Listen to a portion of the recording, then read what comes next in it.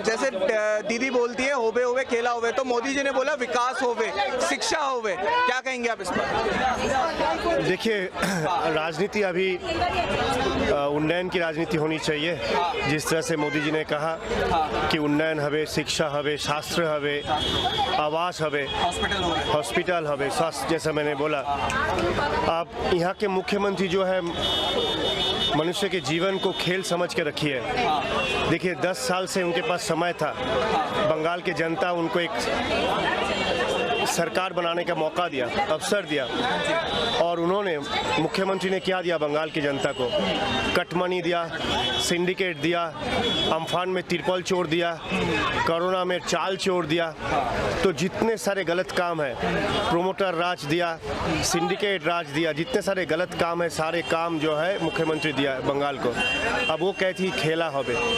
मैं खिलाड़ी होने के नाते आपको कह रहा हूँ, खेला ये कोई सरकास्टिक कमेंट नहीं है, क्योंकि आज विश्व के लाखों लोग जो है खेल के माध्यम से अपने जीविका जो निर्वाह करते हैं। मैं स्वयं आज जो भी मेरा परिचय है वो एक खिलाड़ी होने के नाते है। वो मनुष्य के जीवन को खेल समझ रहे, मैं इसकी तीव्र निंदा करता हूँ। दादा, वहीं हमने देखा कि ममता बनर्जी को श्री राम के नारों से बड़ी चिढ़ है, लेकिन अभी जैसे चुनाव पास आ गए वैसे ही वो पूजा करने लग जाती हैं, सरस्वती पूजन का इतना बड़ा आयोजन करवाती है। देखिए, बंगला में कहावत है कि चेना बामुनेर पोईते लागे ना, मतलब आप जो है वो आपको पुकार के कहने की आवश्यकता नहीं है। एक चीज़ तो पता है कि ममता बनर्जी हिंदू विरोधी है और वो तुष्टीकरण की राजनीति करती है। इसके कारण आज राजनीतिक जहाँ सभा से, मंच से वो मंत्र पाठ करती है, और मंत्र 80% मंत्रों गलत पढ़ती है। तो इसलिए मैं समझता हूँ कि उनके जो चालाकी है, धूर्तता है, सटता है, वो बंगाल की जनता को समझ में आ चुकी है। अच्छा दादा, अगर बीजेपी सत्ता पर आती है तो क्या क्या ऐसी चीज़ें होंगी, क्या क्या बदलाव करे जाएंगे बीजेपी द्वारा? देखिए, कल हमारे जो इश्तिहार निकला आपने ज़रूर देखे होंगे। यहाँ पे जिस तरह से बंगाल के मुर्शिदाबाद में, मालदा में, नदिया में जो हस्त और कुटीर शिल्पों की संभावना है, जहाँ तांत की संभावना है, जहाँ रेशम की संभावना है, जहाँ दूध की संभावना है, वहाँ जो ग्रामीण विकास की संभावना है, जिस तरह से माननीय मोदी जी ने कहते हैं कि आत्मनिर्भर भारत, वोकल फॉर लोकल, इस तरह से बंगाल में अपार एक संभावना है यहाँ के विकास के लिए। मैं समझता हूँ कि बंगाल की जनता अगर एक बार भारतीय जनता पार्टी के सरकार को अवसर देती है तो बंगाल में विकास अपार होगी। दादा, कल मोदी जी ने टीएमसी की नई फुल फॉर्म का बात करी है, टेक माई कमीशन, ये क्यों बोला है मोदी जी ने? देखिए, जो कटमनी के जो दूसरा शब्द है कमीशन है, तो माननीय प्रधानमंत्री जी ने बिल्कुल सही कहा। उन्होंने कहा कि टेक माई कमीशन, क्योंकि आपको पता होगा कि यहाँ के राज्यसभा सांसद एक महिला है, जिन्होंने जब भरी सभा में कहती है कि जितना उठाना उठाइए, 12 आना कोलकाता में भेज दीजिए और 4 आना अपने पास रखिए, ऐसा राज्यसभा के सांसद कहती है। मुख्यमंत्री नेताजी इंडोर स्टेडियम में भरी सभा से कहती है कि आपने जितना कमाया है, जितना चोरी किया है, आप थोड़ा थोड़ा लौटा दीजिए। आपने देखे पंचायत प्रधान, जिलाध्यक्ष सब पैसा लौटाने लगे।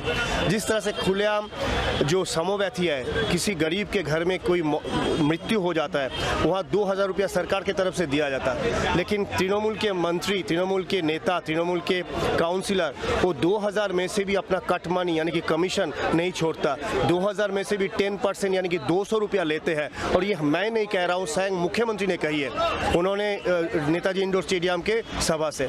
तो इस कारण से प्रधानमंत्री ने कहा कि टीएमसी के नया जो अर्थ है टेक माई कमीशन है। दादा, एक आखिरी सवाल पूछना चाहूँगा। हमने पूरे देश भर में एक चीज़ सुनी है यहाँ बंगाल के बारे में कि यहाँ पर टीएमसी की जो गुंडागर्दी है वो भी बहुत फेमस है, प्रचलित है, पूरी दिल्ली में हो गई, महाराष्ट्र में हो गई, मुंबई में। तो क्या सही में यहाँ पर गुंडागर्दी है टीएमसी की, जो हम सुनते हुए आते हैं? देखिए, 3 साल पहले जब पंचायत चुनाव रहा और यहाँ से घोषणा की गई थी टीएमसी की तरफ से, अगर विरोधी शून्य पंचायत बनाया जाए तो 5 करोड़ दिया जाएगा।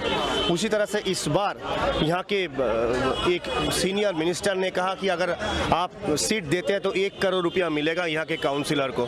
तो इस कारण से लोगों के मन में एक लोभ उत्पन्न होती है, जिस कारण से इन्होंने विरोधी शून्य सरकार बनाने के प्रयास में रहता है। और इस हेतु भारत के दूसरे प्रदेशों में जब चुनाव होती है वहाँ पे इतना हत्या, मृत्यु, बूथ दखल की खबर नहीं सुनने में आता है जितना बंगाल में आता है। कहीं ना कहीं हमने देखा है लोगों के मन में अभी भी थोड़ा सा डर तो जरूर है। जैसे हम पूछते हैं लोगों से तो वो एकदम नहीं बोलते, अगर वो बीजेपी के सपोर्टर है तो वो एकदम से खुलकर नहीं आ रहे हैं। देखिए, मेरे साथ जितने सारे लोग हैं भाजपा के, तो उनमें से बहुत सारे कार्यकर्ता कभी ना कभी जेल गए हैं बिना दोष के, उनके ऊपर मिथ्या चार्जशीट दिया गया। बहुत सारे कार्यकर्ता हैं जिनके घर पे बम फेंके गए, बहुत सारे कार्यकर्ता हैं जिसके दुकानें जलाए गए, तोड़े गए। तो जब कार्यकर्ता जो एक राजनीतिक कार्यकर्ता के घर पर ऐसा हो सकता है तो एक आम नागरिक पर क्या गुजरेगी आप समझ सकते हो।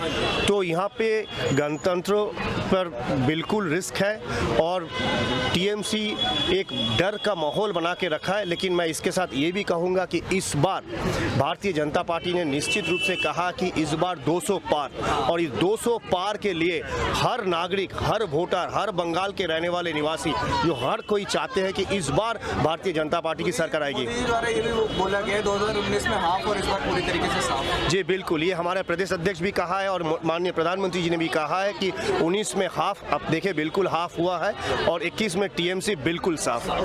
चलिए, बहुत बहुत शुक्रिया दादा।